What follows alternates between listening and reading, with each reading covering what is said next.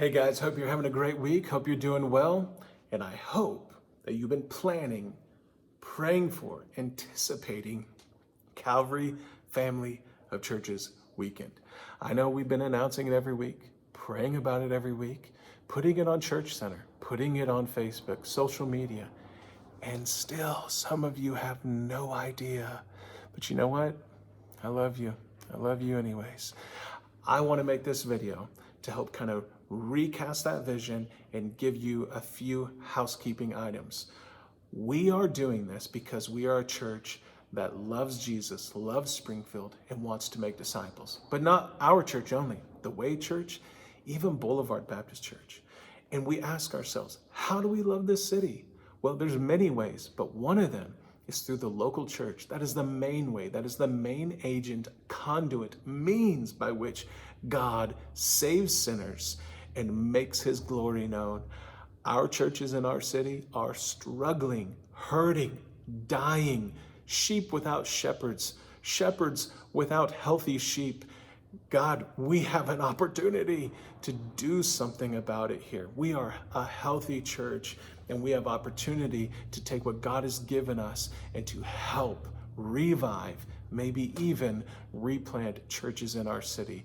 And how do we do that? By being a family of churches, not just a bunch of autonomous, cold, not related churches that operate like businesses or affiliate partners in some way. That is not who we are. We are the family of God. And so the Calvary Family of Churches has been living this reality in Denver, Colorado, and they are going to come out, three of their leadership, Mark Halleck, Jeff DeClue, Jeremy Conrad, and help cast the vision for the Calvary Family of Churches and even the mission. So who they are and what they do and what could it look like if Calvary Family of Churches became something that we are and do in this city. Now, to be clear, we are going to pursue this vision with or without Calvary.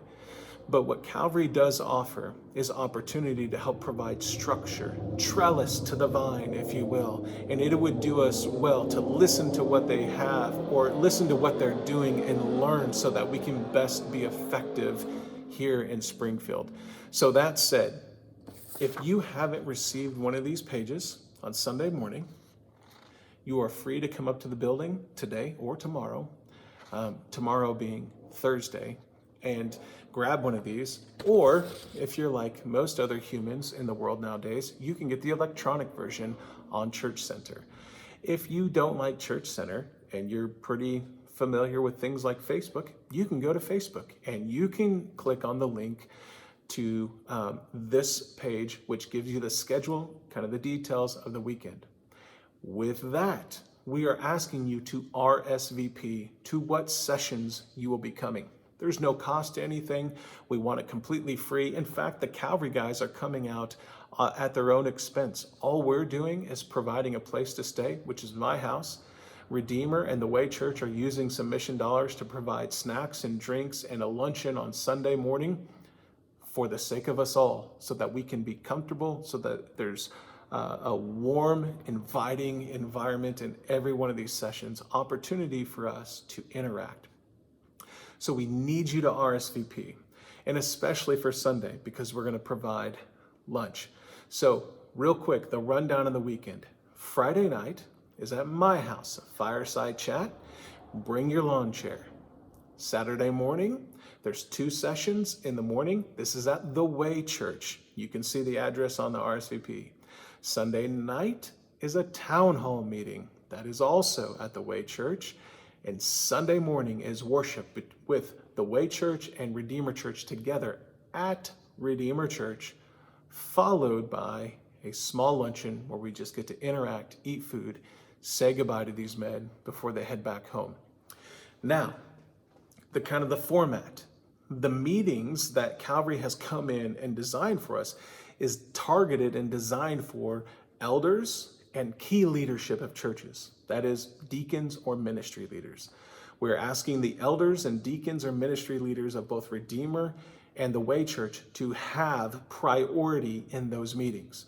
So, for example, Friday night at the fireside chat, Pastor Jeremy is going to walk through about an hour, hour and a half of material that is casting vision and mission for CFC.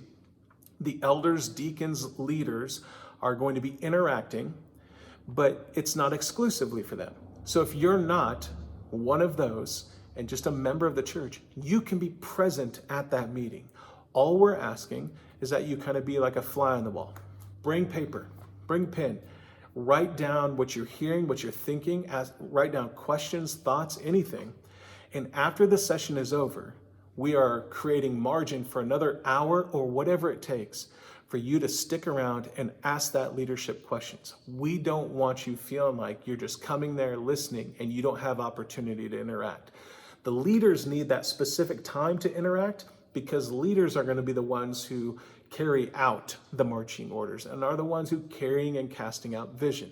So that is why it's specific in that way. But you are welcome to any of those meetings, again, for listening, hearing, understanding, and then there's margin at the end of those meetings for you to sit around and interact and ask all the questions you want and be heard and understood. Town hall meeting Saturday night is the big night where anybody gets to ask questions and leadership gets to field those questions. So there will be some spontaneity, I think, with questions, but we would like to try to have those questions lined up as much as we can ahead of time. So some of those questions you have now, some questions will be answered in the sessions, some questions will arise out of the sessions. So between now and Saturday night at the town hall, we would ask that you submit any questions you have to info@redeemersgf.com. We will take those questions, then pass them on to leadership, allowing them opportunity and time to think through those so that we can have the best conversation and interaction and answers we can, making the most of this time while these men are here from Colorado. We want you to come. We know that you are going to be, you're going to enjoy it. You're going to love these men.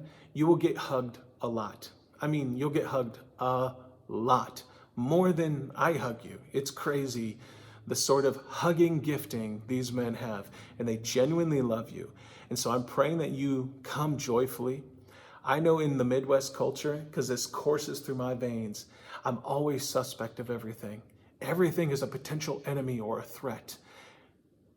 Bring the defenses down. These men are our brothers. They're not telling us we have to do this. They are coming at invitation. We ask them to come and to share these things.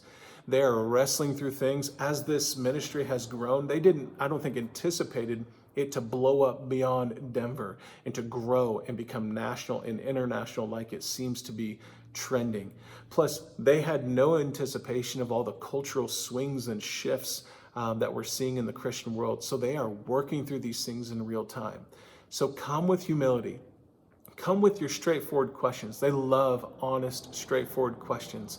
They will not be offended at anything, but come and ask in a spirit of love and genuine affection for one another. And I think we will have a great time. And I want you to know this as well. Your elders have tons of questions. We are still learning. We are still growing in this. And we need and want everybody to believe, after we have prayed and sought the Lord, that yes or no, this is the way that we need to go as a church. So we are begging and pleading for your interaction, for your participation in this weekend. I hope you grow in your compassion and love for the church, genuine love. Our city's struggling, and I hope that you grow in your desire to see the church be one, just as Jesus prayed in John 17. And I hope and pray that you are growing in your desire to actually do something about it. That's what we're doing something about it.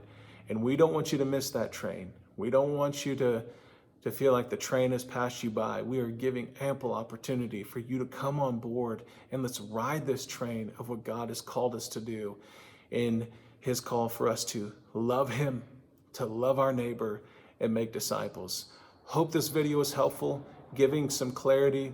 I really hope to see you all weekend long. Love you guys.